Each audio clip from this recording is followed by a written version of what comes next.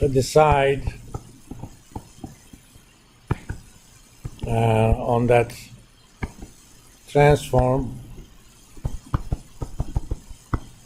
let's write the model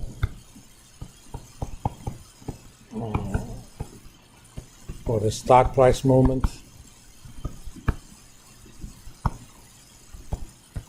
Remember, when we developed the Black-Scholes equation, we assumed that the stock prices moved according to geometric Brownian motion with drift, which is a fancy term for the following.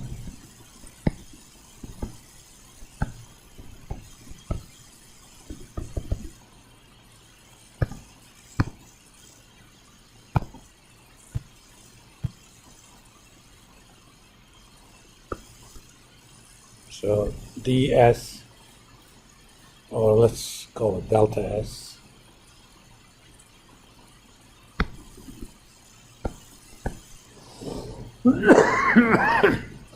this is how much the price moves in a very short period of time, is equal to mu times S delta T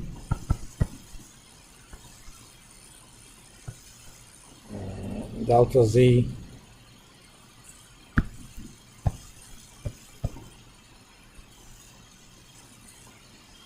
if you remember from our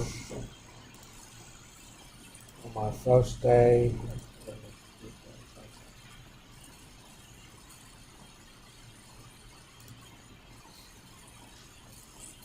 remember we came up with the Black-Scholes differential equation. If you look at this equation, mu doesn't appear at all, the drift rate. So that means I can take it anything I want, and I'm going to actually take it to be the short-term interest rate, okay? The R.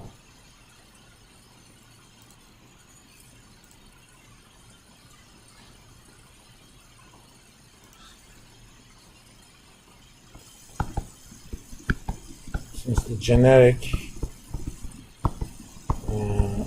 Black-Scholes differential equation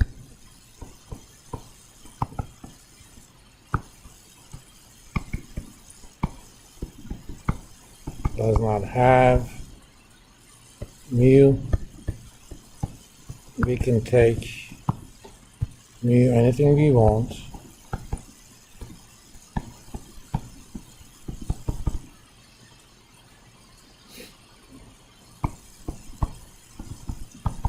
we will take it to be R, the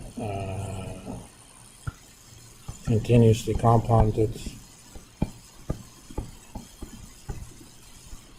interest rate. So if you write it Rs delta T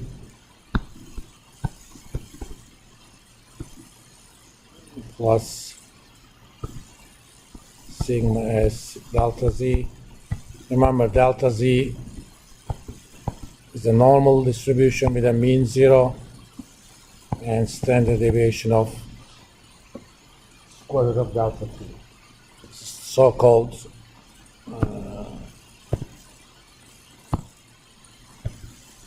Brownian increment.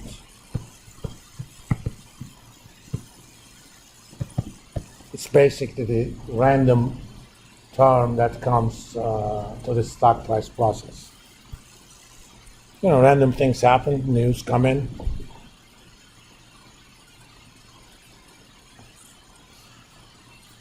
Now, my purpose is to do a transform that eliminates the drift term. Okay, so let's first do this. Let's call f log of s. Okay, the change in the log for very small changes is essentially percentage change, okay? Let's remember Ito's lemma,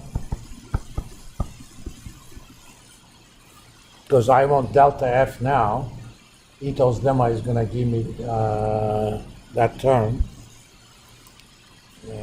Since I don't have to remember it,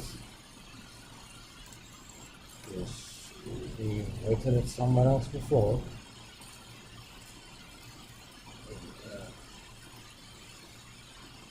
There you go.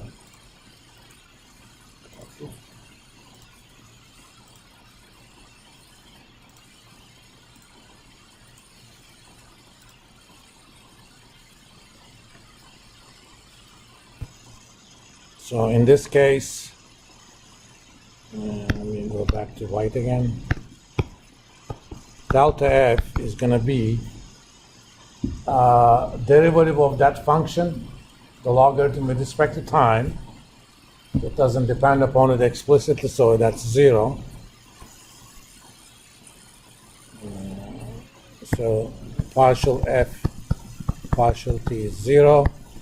Partial F, partial S is 1 over S. That's the derivative of the log. And the second derivative,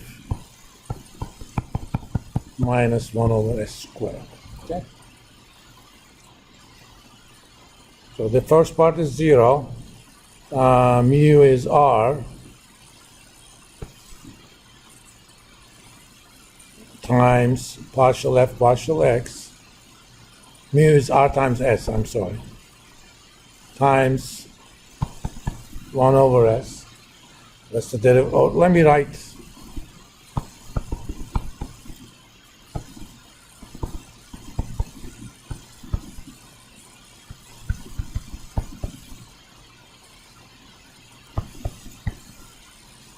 delta T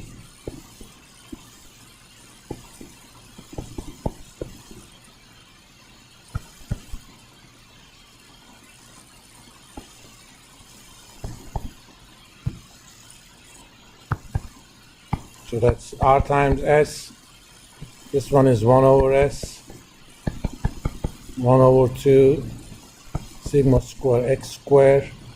This derivative is negative 1 over S squared. Delta T plus sigma S, 1 over S, delta Z. Cancels, cancels, cancels.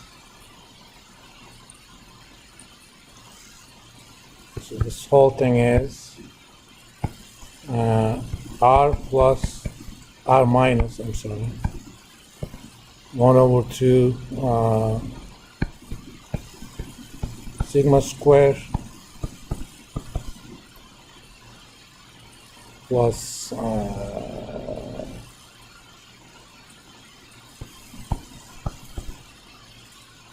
okay.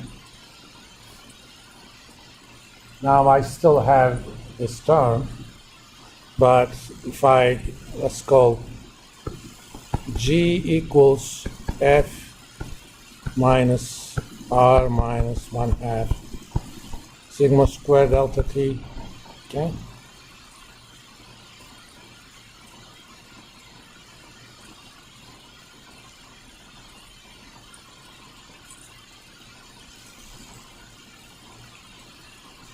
And dg is going to be df minus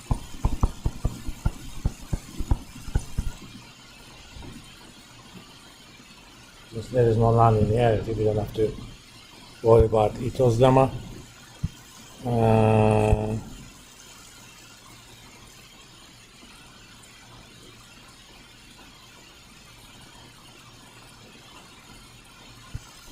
And this is going to be this whole term goes away, sigma delta z, so I'm going to call an x g over sigma, hence dx is going to be dg over sigma, which is delta z. So if you think about it, x is log of s minus r minus 1/2 sigma squared delta t